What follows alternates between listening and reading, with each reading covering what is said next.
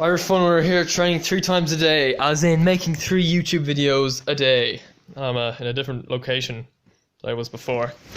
I normally make videos. I normally make videos over there, but today I'll make them in here, away from the computer. Just, something a little bit different. And okay, so I'm gonna make another running video. I'm sure some of you might be a little bit disappointed. Oh, actually, go and put the light on. That doesn't make much. It doesn't matter. Okay, so today I'm going to talk about recovery runs, and well, I think they're important. I mean, I'm actually reading up. I'm amazed how many people seem to think that recovery runs are useless. Like, they seem to think the tempo and the speed work start is the best. But if you think about it, my training, I'd be doing I was running every day, not taking any days off. By the end of the season, I was doing one tempo run, one speed session on the track, and possibly one moderate run. That'd be it. The rest would be recovery runs. So you're doing 4 or 5 recovery days a week. So most of your mileage is from the recovery runs, which would be about, for me, be like a little slower than 8 minute mile pace, 8:05, 8:10 on average. And it seems to do me good. Honestly, you should try it. I mean, do a very easy recovery run the day after a session or a race, and it feels right. To me, it never feels like a waste. It feels like, well, it might feel like a waste at 11 minute mile pace, but I mean, for me, a guy who my unofficial marathon or 5k PB is a 15:40, around 16:06 in that race, but it's a bit over the 5k. So 15. It said I would have done 15:40 if it was if exactly 5k. So that's 5 minutes 2 seconds per mile. So yeah, I'm going probably a little bit over 3 minutes per mile slower in my recovery runs. It's pretty easy. Okay, but look, that's me. I feel like I need to go a bit slower than the recommended recovery pace. So I feel like if I try to go a little bit on the faster scale, my legs just be too sore, and it won't be nice. I feel like you're just too close to injury the whole time. Personally, I just don't like that feeling. My legs would be really tight, kind of stiff. And that's why I stopped doing it. I was doing that last year, like 7:15, 7:20 mile pace, when I was only like, my 5k PB back then pace probably like only 2 minutes per mile slower. My legs were just too tight the whole time. Anyway, so yeah, as I said before, it differs from person to person. I mean, I know a guy in my athletic club. I'm not going to mention his name, but if he's watching, he'll probably know who he is. He runs oh, dog. So he runs around 14:30 for the 5k, 8:30 for the 3k, around that time, maybe slightly slower. But he says he normally does about 6:30 to 6:40 per mile is recovery runs. So you're saying 1:50 to 2 minutes per mile slower than his 5k pace. I would have thought that would be a bit too fast, but obviously it works for him. He never gets injured. He didn't tell me about having really sore legs or anything, so I think he's okay. As maybe 7 minute miles at the slowest what he'd be doing normally. Maybe at the start run, maybe a little slower than that, just to get yourself into it. So if you're injury prone, go slow. Yeah, alright, so if you never get injured running at the faster pace in the recovery run, then I think it might be okay to keep going at that pace, as long as you never get injured, as long as you don't feel like you're too close to injury or anything. But if you are injury prone, if you have got a history of injuries, you need to slow it down to be on the safe side.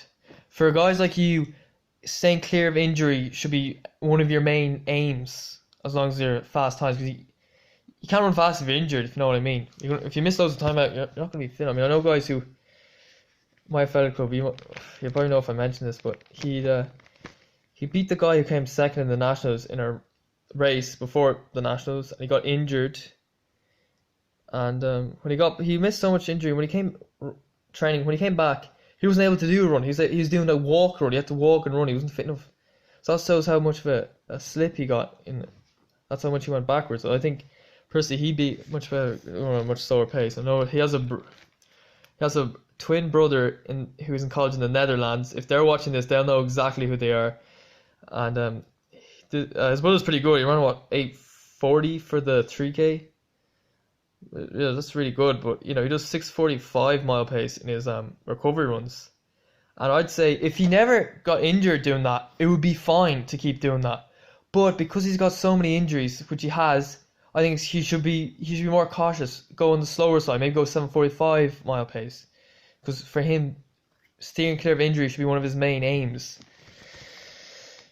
Alright, so recovery run's very important, more important than sessions. Yeah, as I mentioned that before, takes up so much of your mileage.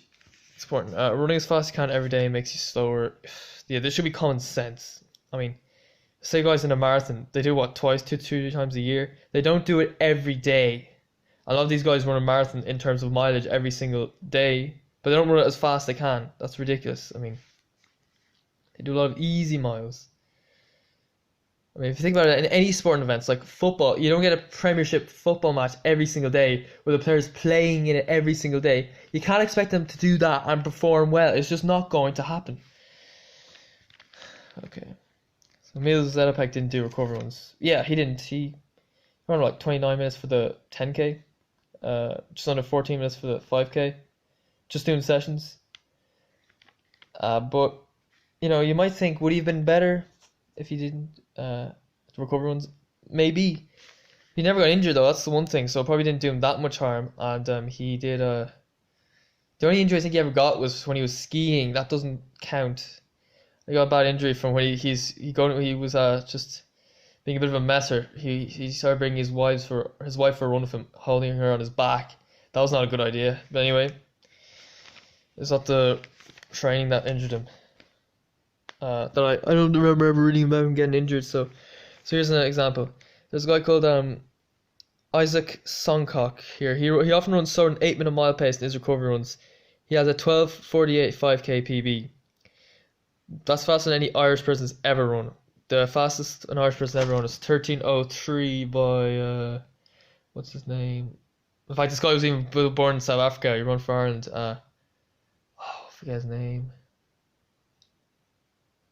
You're on 13:03 in 2011. I forget his name. Alistair Craig. That was it. Or Alistair Craig. I'm not sure what it is.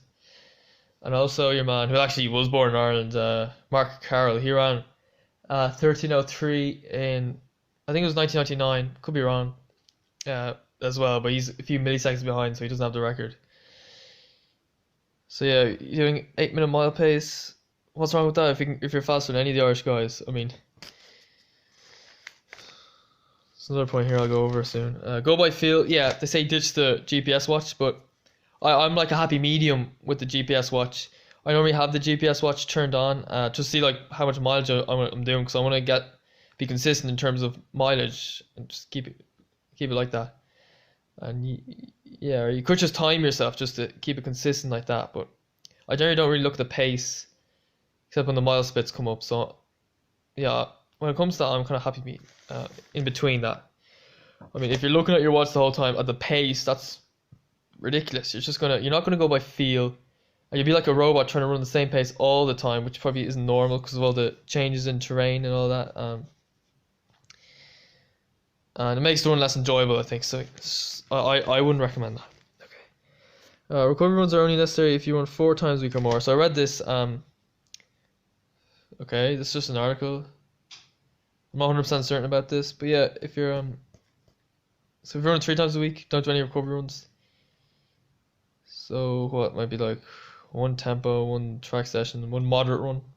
I'd say that'll be it. I mean, don't be doing 3 sessions a week. That's too much. 2 max. 1 moderate maybe, or even an easy one if you want to do it, or a recovery one, whatever. Yeah, but you definitely need like at least 2 faster days a week anyway. In base training, most of your mileage should be moderate. Yeah, alright. So there's no.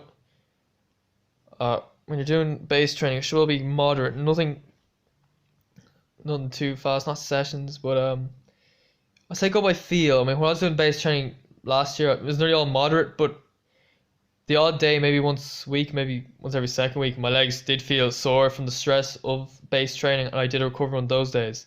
So again, by feel, no rules are written in stone. I personally feel like when I come back to base training for cross country, I will have to take the odd recovery run day, but it won't be a problem. It'll be fine. So in base training, some runners are too proud to run slow in recovery runs. That's just stupid. Too proud to run slow in a recovery run. Isaac Songhawk. 12:48, 8-minute mile pace.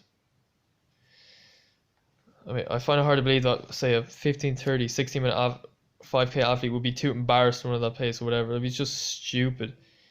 I mean, if you're running at a slow pace and somebody judges you and just thinks to themselves, that guy's running slow, which means he's a bad runner, that person is a fucking idiot. You should not be afraid of those guys. No, I mean, if you look on the streets, I live in Dublin. If you look down the streets, you'll see a lot more people walking than you see them running. And nobody seems to think anything wrong with it. So, I mean, I think only complete retards would think that running slow, going out for a slow run means you're a slow runner. I mean, sure, if you're not breathing heavy, then you can obviously go faster. Okay, so hydrate afterwards with water and fruit. Yeah, because the nutrition side is important too. You can't just starve yourself or anything. Yeah.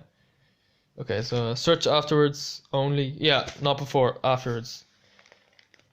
When you're doing a recovery run, you don't need to be doing any like warm up or stretching drills. You just kind of go into it. Say I'm doing a recovery run, might be like start off 9-minute mile pace for the first couple of minutes, then 8-minute mile pace. Like something like that. Sally Kipyego, 2012 Olympic silver medalist in the 10K. She ran 13:42 that day. She's a 30:26 10K PB because, well, in the Olympics it's normally tactical, so it's a bit slower. But the fact that she was only 16 seconds behind her 10K PB means that it wasn't that slow. It was fast for an Olympic race. She did her recovery runs are non-session days. So every day that she's not doing a session, she's doing around 8.5-minute mile pace. Yeah.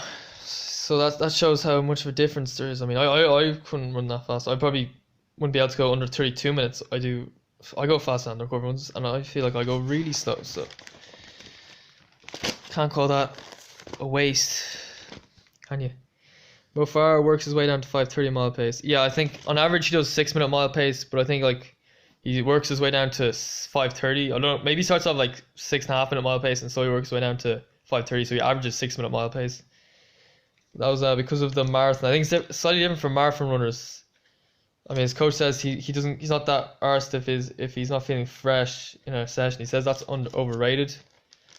I wouldn't really agree with that, but I guess marathon is different. I guess everyone's got different views. Gobshite say Kipyego recovery miles are junk miles. Yeah, I mean, come on, if you're the best in the world, then you're obviously training well. You can't say they're not training hard. Jason Rife ran the 2013 Boston Marathon in 2:23, age 42. What is that? Was that? 5:18 is 5:15. Was it like 5:22, 5:23 mile pace? I think.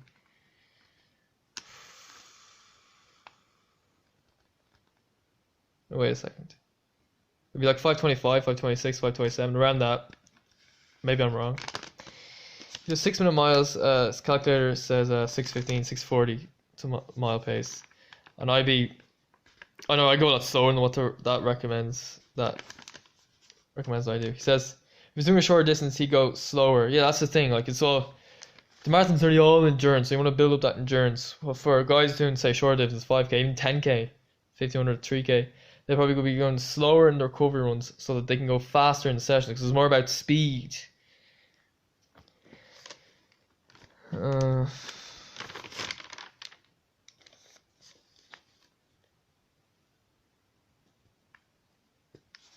Yeah, I think that's it really. That's my video. Irish fun runner. Do what you feel is right. Go by feel. Don't let me tell you what to do. So if you want to like, if you want to dislike. If you want to give a comment that's criticize me, go ahead. If you want to give a comment that where you say well done or you praise me or whatever, that's okay. If you want to subscribe, share, it's up to you. If you don't want to, don't. Okay, so that's it. See you later.